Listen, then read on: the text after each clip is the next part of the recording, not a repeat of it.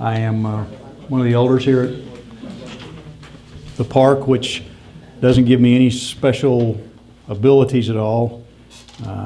Maybe they asked me in a weak moment to fill that job. They had an empty chair. I'm going to break one of the cardinal rules of public speaking. They say don't start off your speech with making excuses. So twice today I bit the inside of this lip.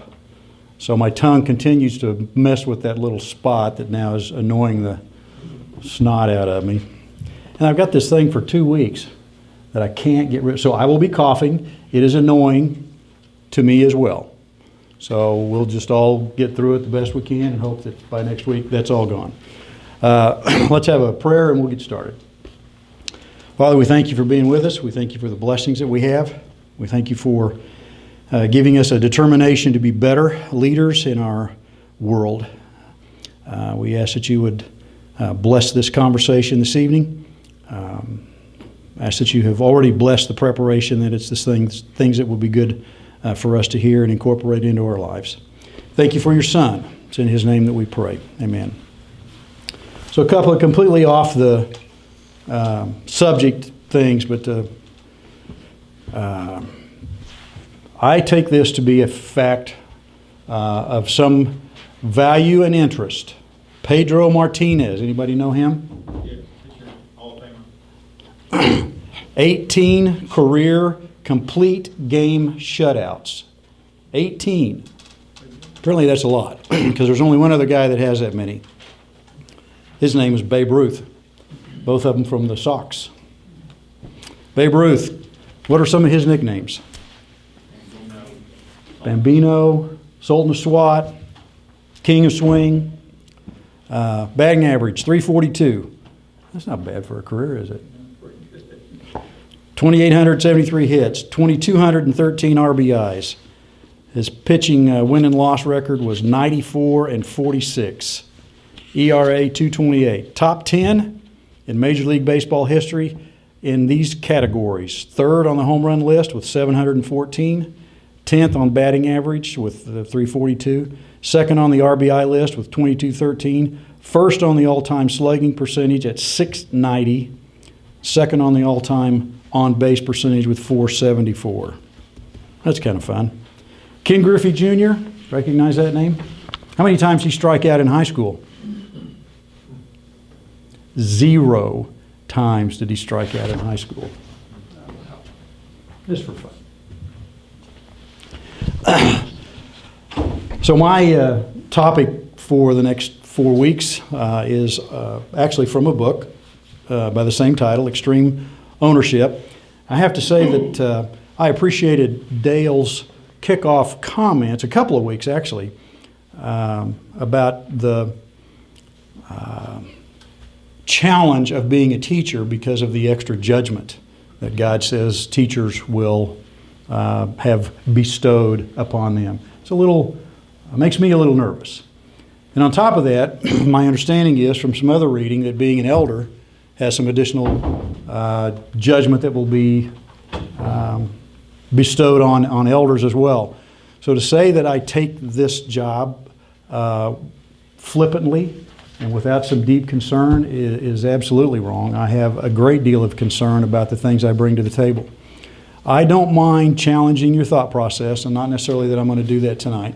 I don't mind saying things that are a little off the wall if it makes you think a little bit, but I do not want to say things that are absolutely wrong and would lead somebody away from our Savior. So this is a big deal, and I understand that. I think one of the things that Alan said when he kicked off the series was that there were hundreds, maybe even thousands of books on leadership in libraries around that we could pick up. My opinion is that most of them say essentially the same thing. They may have a slightly different list, but there's a lot of overlap in those books. They may say it in a different way, in one particular author's style, or from his experience or viewpoint. So I don't anticipate that my points are going to be so extraordinarily different. I mean, I'm stealing them from a couple of guys that wrote a good book, but I don't think you're going to hear anything that's outstanding from it's different and new, and nobody's ever heard that before.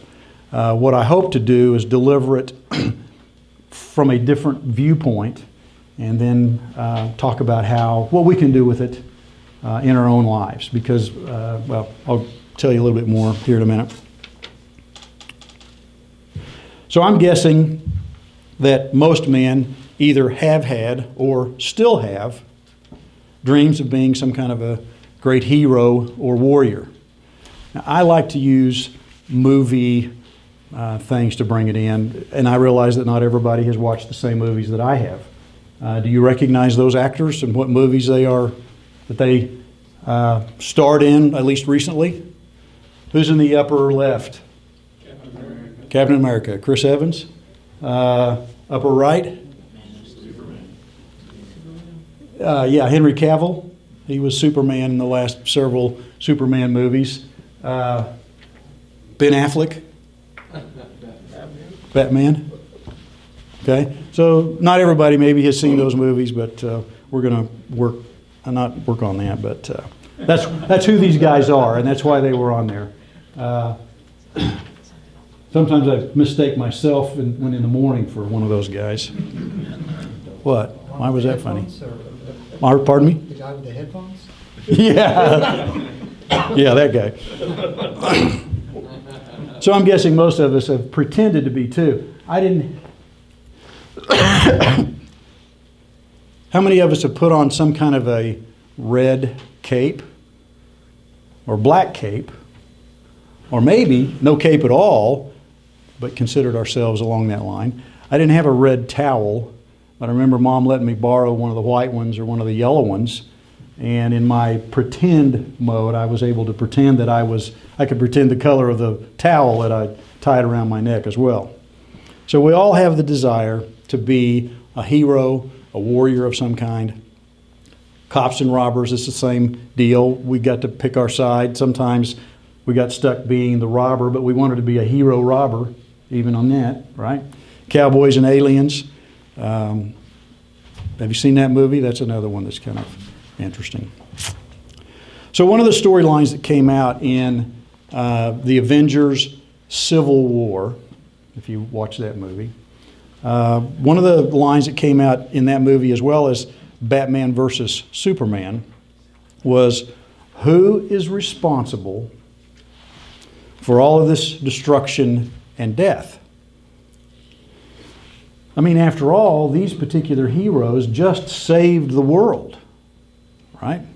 They had done some pretty magnificent things. They had fought some pretty incredible battles, but then these follow-up movies, it was, yeah, but my wife, my child, my parents, somebody that I know close to me died when they were knocking down buildings and tearing things up.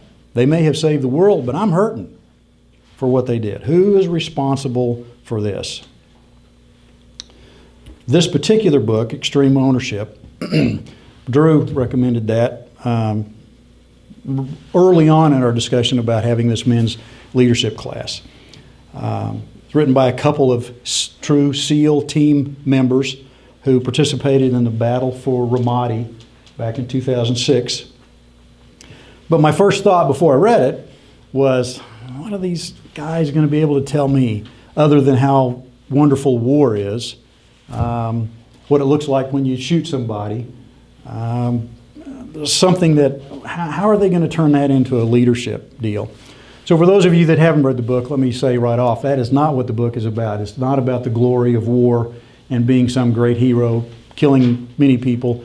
It is truly, they talk about missions that they had, what happened during those missions, what leadership questions came up and how they were solved or resolved, failures that happened, but they don't glorify this war thing in any way, shape, or form. I want to be sure and say that. Now, you may not enjoy that kind of book, but nevertheless, it's not about the glory of war.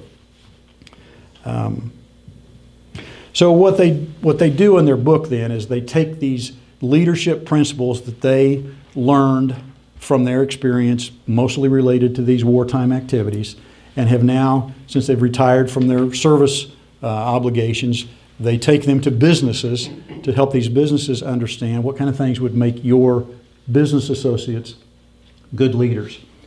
What I intend to do is to take that discussion one step further and say, can't we apply that in some other situations? How about our families? And we'll talk about a couple of those tonight. Not only our families, what about church? How can we be good leaders in here with that same information available to us? Is that okay? That's kind of our target over the next, tonight in particular, and over the next few weeks. So I'm going to show you a video that one of the authors is Jocko Willink made at a TED Talk. So it's not a lengthy video. But while you're watching that, be listening for some points that Jocko makes about leadership, and we'll talk about some more of that as we go. So let's see if I can make this work. Whoops.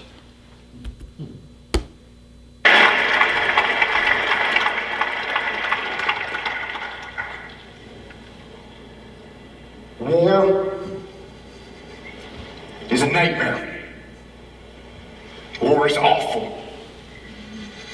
It is indifferent and devastating and evil.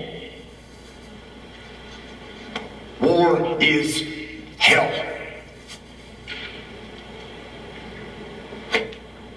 But war is also an incredible teacher, a brutal teacher. And it teaches you lessons that you will not forget.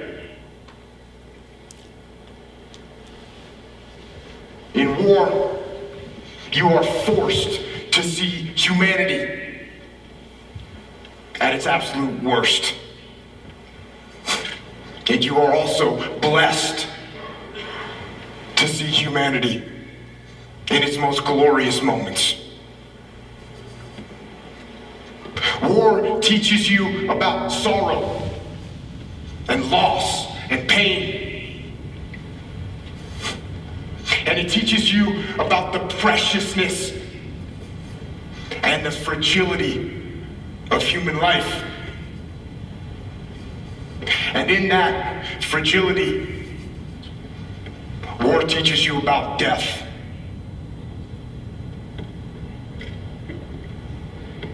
But war also teaches you about brotherhood and honor and humility and leadership.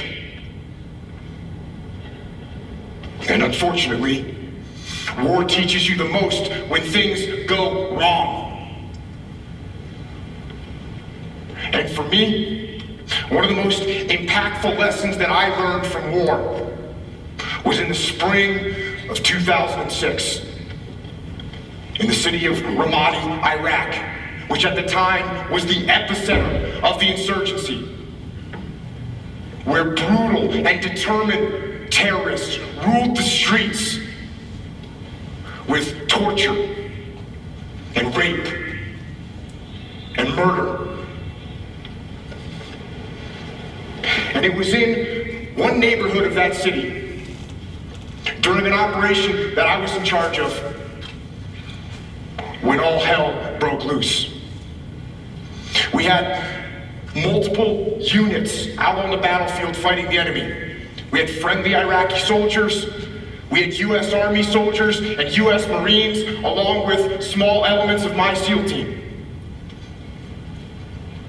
And then the fog of war rolled in, with its confusion and chaos and mayhem, and with its gunfire and enemy attacks and screaming men and blood and death. And in that fog of war, through a series of mistakes and human error and poor judgment and Murphy's Law and just plain bad luck, a horrendous firefight broke out. But this firefight, it wasn't between us and the enemy. This firefight tragically was between us and us. Friendly forces against friendly forces. Fratricide. The mortal sin of combat. And the most horrific part of war. And when it was over, and the fog of war lifted, one friendly Iraqi soldier was dead, 2 more were wounded, one of my men was wounded, the rest of my SEALs were badly shaken. And it was only through a miracle that no one else was killed. And it was reported up the chain of command what had happened. That we had fought and wounded and killed each other. And when we got back to base, things didn't get much better. There was a message waiting for me from my commanding officer. And it said, shut down all operations.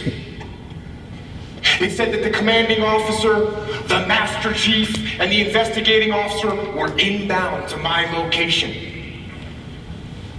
And they told me to prepare a debrief to explain exactly what had happened on the operation and what had gone wrong. Now, I knew what this meant. It meant that somebody had to pay. It meant that somebody had to be held accountable. It meant that somebody had to get fired for what had happened. So, I began to prepare my debrief. And in it, I detailed every mistake that was made and who made it. And I pointed out every failure in the planning and the preparation and the execution in the operation. And I pointed out who was responsible for that failure. There was plenty of blame to go around. There were so many people that I could incriminate with guilt. But something wasn't right. For some reason, I just couldn't put my finger on who was at fault and who specifically I should blame for what had happened. And I sat and I went over it again and again and I struggled for an answer. And then when I was about 10 minutes from starting the debrief, that answer came and it hit me like a slap in the face. And I realized that there was only one person to blame for the confusion, only one person to blame for the wounded men, and only one person to blame for the dead Iraqi soldier. And I knew exactly who that person was. And with that knowledge, I walked into the debriefing room with my commanding officer and the master chief and the investigating officer were sitting there waiting for me along with the rest of my men, including my SEAL that had been wounded, who was sitting in the back of the room with his head and his face all bandaged up. And I stood up before them and I asked them one simple question. Whose fault was this? One of my SEALs raised his hand. And he said it was my fault. I didn't keep control of the Iraqi soldiers I was with. And they left their designated sector, and that was the root of all these problems. And I said, no, it wasn't your fault. And then another SEAL raised his hand and said it was my fault. I didn't pass our location over the radio fast enough so no one knew what building we were in, and that's what caused all this confusion. It was my fault. And I said, no, it wasn't your fault either. And then another SEAL raised his hand. And he said, boss, this was my fault. I didn't properly identify my target. And I shot and killed that friendly Iraqi soldier. This was my fault. And I said, no, This wasn't your fault either. And it wasn't yours or yours or yours, I said as I pointed to the rest of the SEALs in the room. And then I told them that there was only one person at fault for what had happened. There was only one person to blame. And that person was me. I am the commander. I am the senior man on the battlefield, and I am responsible for everything that happens. Everything. And then I went on to explain to them some new tactics, techniques, and procedures that we were going to implement to ensure that this kind of travesty never happened again. And I will tell you something, it hurt. It hurt my ego, it hurt my pride to take the blame. But I also knew that to maintain my integrity as a leader and as a man, I had to take responsibility. And in order to do that, I had to control my ego so that my ego did not control me. And you know what? I didn't get fired. In fact, my commanding officer, who had expected excuses and finger pointing, when I took responsibility, when I took ownership, he now trusted me even more. And my men, they didn't lose respect for me. Instead, they realized that I would never shirk responsibility. And I would never pass that heavy burden of command down the chain and onto them. And you know what? They had the same attitude. Unlike a team where no one takes ownership of the problems and therefore the problems never get solved, with us, everyone took ownership of their mistakes. Everyone took ownership of the problems. And when a team takes ownership of its problems, the problems get solved. And that is true on the battlefield, it is true in business, and it is true in life. So I say, take ownership. Take extreme ownership. Don't make excuses. Don't blame any other person or any other thing.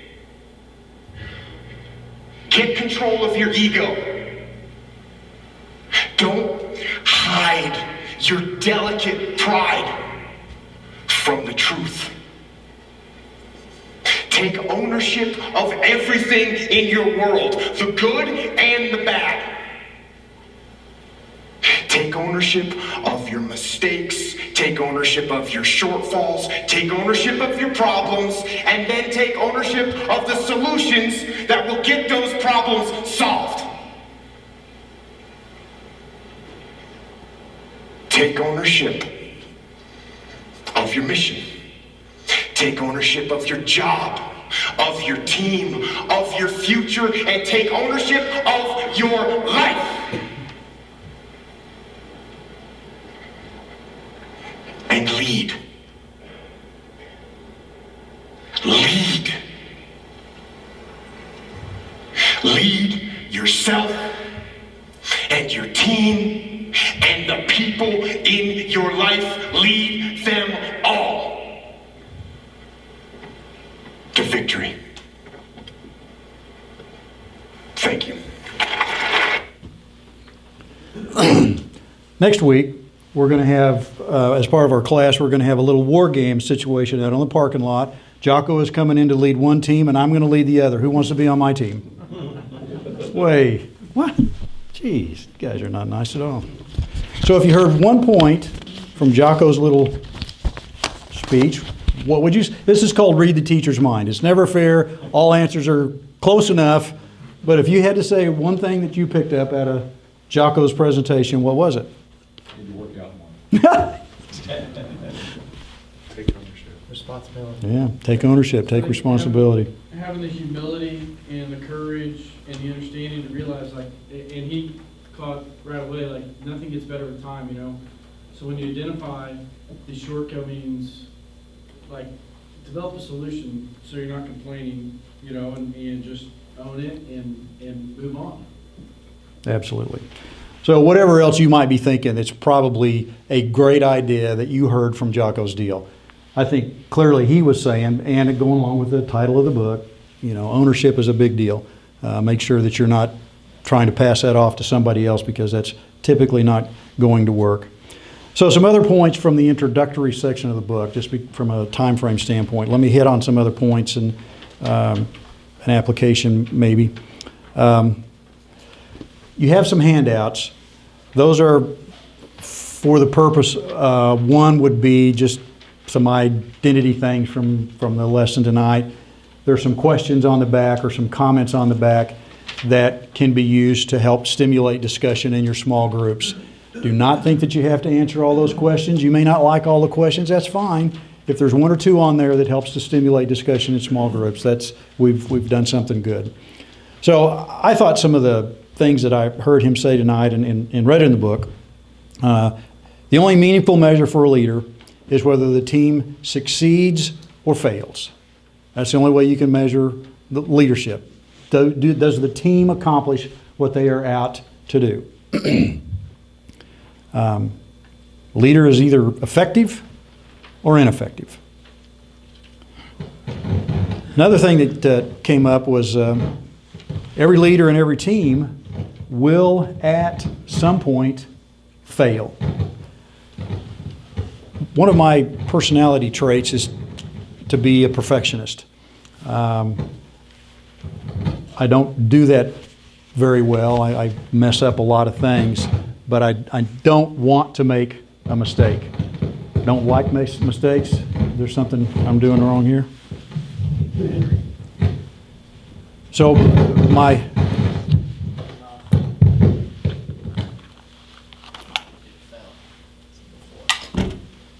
my purpose, I'm in sales, so getting this paperwork done correctly and turned in determines whether I get paid or not. So I want to make sure that it's done completely and correctly first time. Don't like going back and fixing mistakes. Don't like going back to the client and saying, oh, I forgot a form and I need another signature.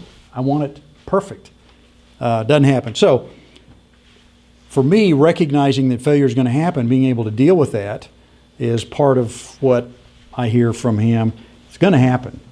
How are you going to deal with it? Are you going to figure out a way to resolve it so that that particular mistake doesn't happen again? Or what? How are you going to deal with it?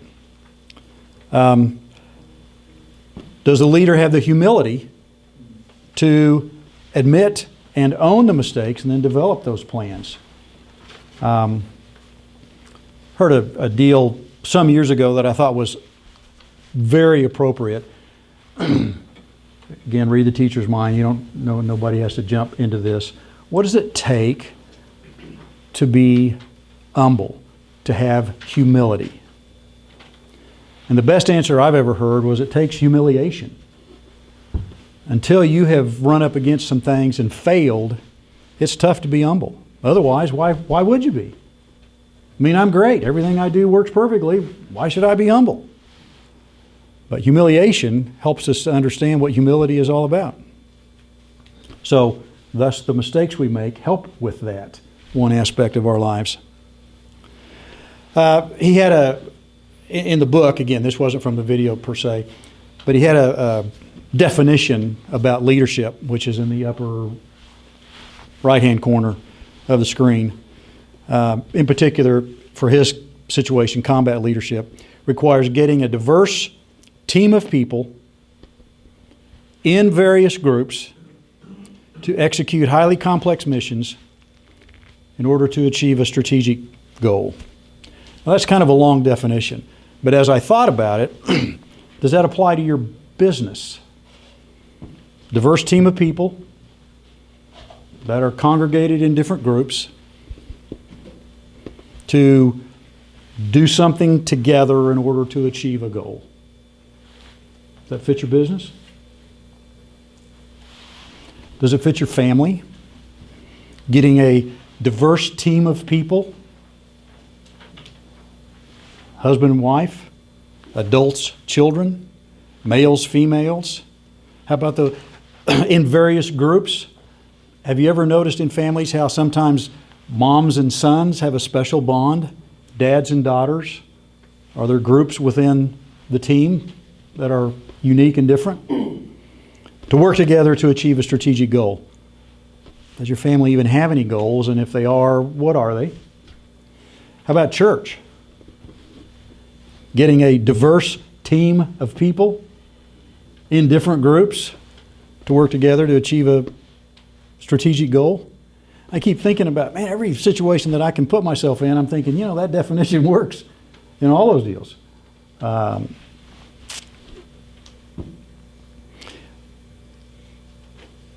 Then the team must believe in the cause for which they're fighting. Hey guys, let's take that hill. Why should we take that hill? I mean, there's 2 or 3 other hills over here. People are shooting at me from that hill. How about let's take one of these hills over here? Well, we need to take that hill because if we don't take that hill, everybody coming behind us is going to die. Now, that's probably a terrible example, but you get the idea. There is a reason for us to take that hill. Not that one, that one. I think it's just taking the time to make sure, you give the information to everyone. A lot of people, whether it's poor planning or they just don't have the time, or maybe the patients, they have other stuff going on, they don't always give people the big picture. But like you said, diverse groups of people, so everyone is motivated differently. Some people, you can tell them, hey, take the hill, they're going to charge it. Other people are like, there's guns on that hill. Why do you want me to go up there? Right. And I'm one of those why people. I'm all on board if Jocko wants to take me to the hill, but I'd sure like to know why we're going to do that. Why is that hill that important? That's just my personality style. Yeah, intent is important. I mean, for me as a leader, it gives people the flexibility to come up with a different plan. If need be, because the perfect plan doesn't exist. You plan for it, but it'll never execute. And so as long as they know the intent and they've worked through it in their mind, you can get there. And I think that's really important as a Christian leader, to have that in mind. If you hesitate to do what you perceive as the kind thing or the right thing, because you're waiting for the perfect moment, it's never going to happen. You're never going to achieve that perfect moment. Yep. You just need to listen to the Holy Spirit and be willing to go after it. So, not only do we believe in the cause, but we believe in the plan. We're not waiting on the specific moment. But, okay, guys, we're going to take that hill, and now I understand why. I'm willing to be on the team and help take that hill. How are we going to do that? What's the plan? Well, we're all going to stand out there just like the British used to do in our red coats, so we're a nice target, and we're going to walk straight toward it. I'm not sure that's a plan I want to go with. That sounds a little dangerous to me. Maybe put me at the back of the line if that's what we're going to do. So what's the plan to do it? Well, how about guerrilla warfare? How about we hide and sneak around and do something different than walk straight into the fire, right? So believe in the cause. Make sure your team believes in the cause. Make sure they believe in the plan. Make sure it's something that they understand. You can just tell me to stop there. When I won't be offended. And kind of what you and Chris are saying too is, to be a leader, you have to be a follower. So you still have to be smart enough and humble enough to know you're not the smartest one in the room. There's several sources. Just obviously, pray about it, the Holy Spirit. But just that humility, like to understand you're not the smartest one, to try to develop the situation, not make rash, quick decisions that you're going to regret later. And you may be a great planner, but you may not be the best shot. And if we're taking the hill, I'd rather have somebody with me that's a good shot. I mean, to be wary about it. And then finally, believe in and trust the leader, which like Jocko was talking about in his presentation, he did things that helped people believe and trust in him, and they were willing to step up and follow him and listen to the plan and listen to what the cause was at this particular time. So some other things that I think came from the introductory part of the book. So in 1989, my family moved to St. Louis, Missouri. I had been recruited into an insurance company business. I was an agent selling life insurance, and with a period of time, the guy that recruited me into the business was one of my good friends, knew him from church, taught Bible class with him, spent time at his house and they at our house. So more than just business associates, but good friends. He had gotten the nod to go to St. Louis and run the agency in St. Louis. And he asked me to follow as a second line manager, a sales manager, my job being to recruit, train, and mentor new sales agents into the life insurance business in that community. What I learned over time was that, it may be true in a lot of big cities, I haven't been to other big cities, but in St. Louis, there are a lot of cliques. In a city of 2+ million people, there are cliques everywhere. You were either part of the Korean clique, or the Jewish clique, or the German clique. You either were a member at Belle Reve or Warson from a golf club standpoint. I mean, it was the oddest thing that have this huge city and have these cliques as such an underlying piece of their identity. They worked together well on the surface. They acted nice. They played together well superficially and when things needed to be done as a citywide community. But if you weren't a part of that particular clique, you got nothing from them. You got no help, you got no support, you got no information. And I was recruiting for jobs, and they would act nice to me, and I never got a single referral from any of those cliques. Just wasn't working there. So as a result of, one of the other things I thought was really funny in St. Louis, maybe true other places, but in St. Louis, I'm gonna have to stretch things a little bit. If I were to ask Chris, and this is not set up, so work with me here. If I were to ask you where you went to school, what would you tell me? That's the only question. Where'd you go to school? VCU, Virginia Commonwealth University. In St. Louis, you asked them where they went to school? Where'd you go to high school?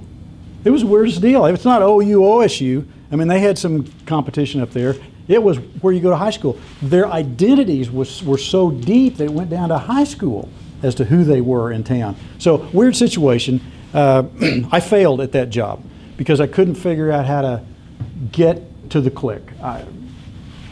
So, what bothered me more than failing at the job was when my boss, my friend for many years, the guy that recruited me into the business, when we were sitting at his desk and he announced to me that effectively he had been fired. He'd been demoted. They were going to send him to another city, taking a demotion in his position, blah, blah, blah, whatever all that was. And he basically concluded his comments by saying, and the reason that I failed, Craig, is your fault.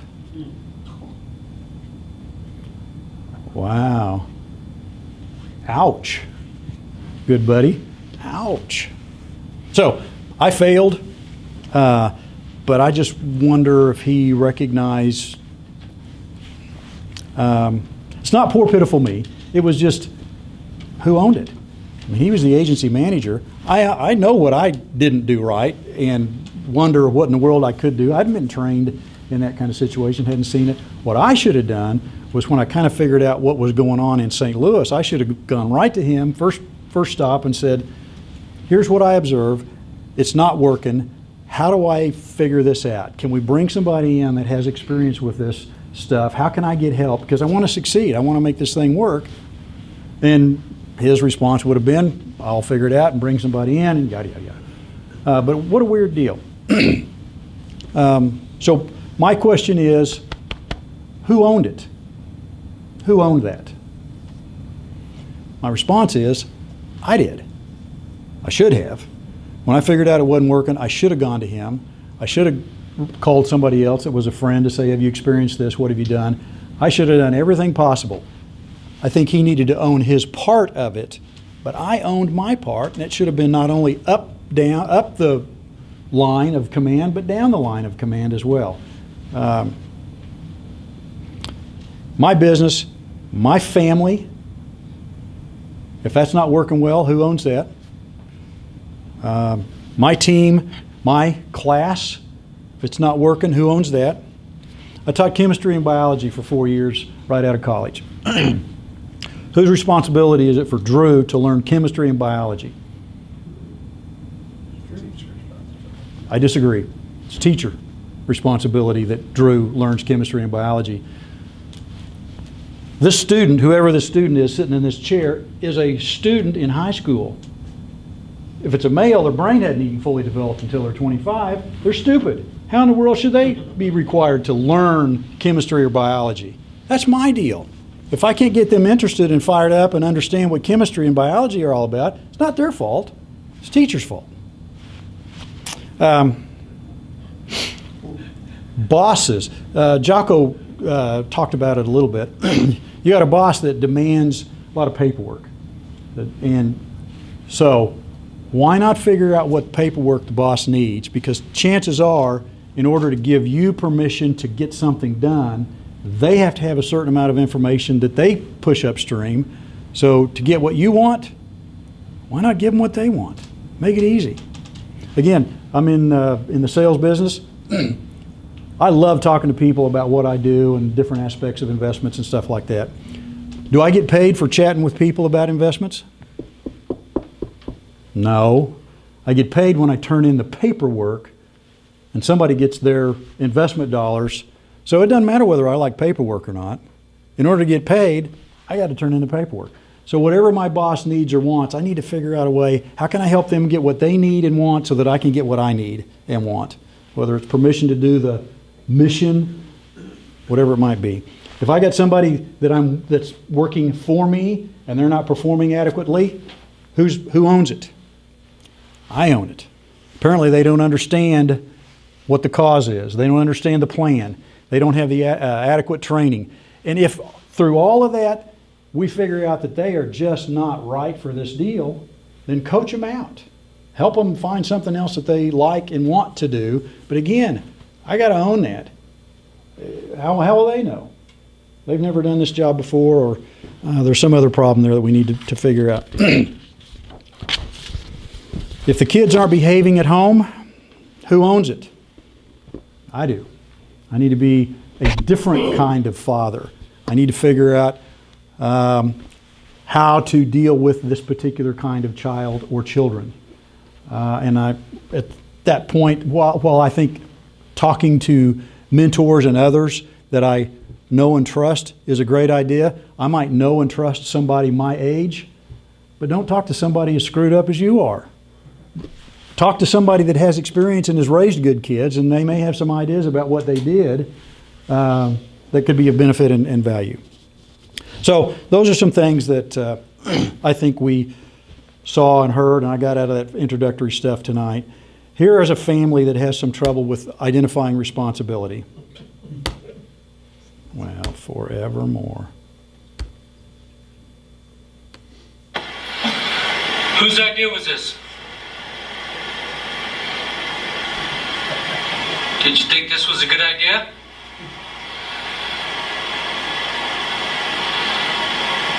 Look at brother's face.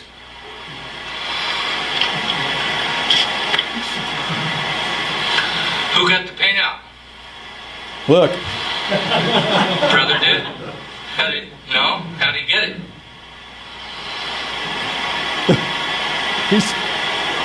How come you didn't tell him no? Who's the big brother? You are. Notice a big sigh. You didn't tell him no, that wasn't a good idea.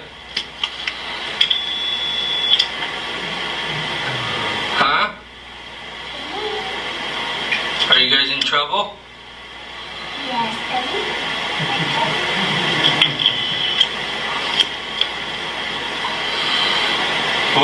What should we do? I don't know. You guys got paint everywhere downstairs. Yeah. Do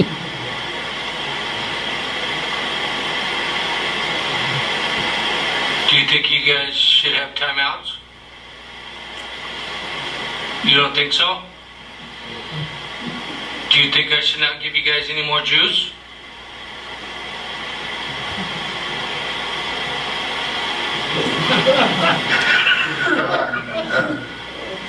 What is funny? Nothing's funny, bud. I think they have some ownership issues in the family. Dad's trying to get information, but he can't get through it because he's laughing. Older brother's trying to pin it on younger brother, which older brothers do. I remember always blaming the younger brother for whatever went wrong.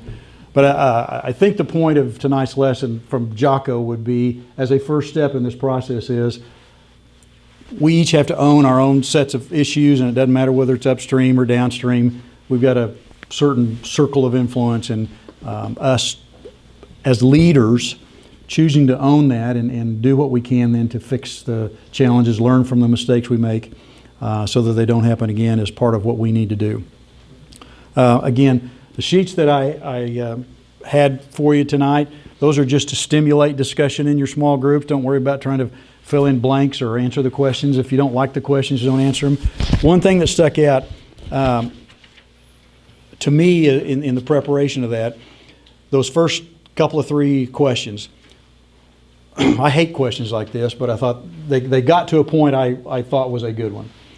What was the situation when you chose not to take responsibility and you suffered for it? What was the situation when you chose to take responsibility and it worked out? So given those 2 choices of how you feel when things don't work versus work out, why would you not choose the one that makes you feel the best? Why would you not take ownership in those situations and make it work well for you? Isn't that the better feeling? Don't you feel better? So I thought that was an interesting conclusion to the questions about when did it not? Choose the better feeling, right? I mean, that seems to be the deal there. So that's it. I'm done. I'm tired. Thanks for paying attention, not walking out. Thanks for not throwing rocks. Have a great week. Same bat time, same bat channel next week.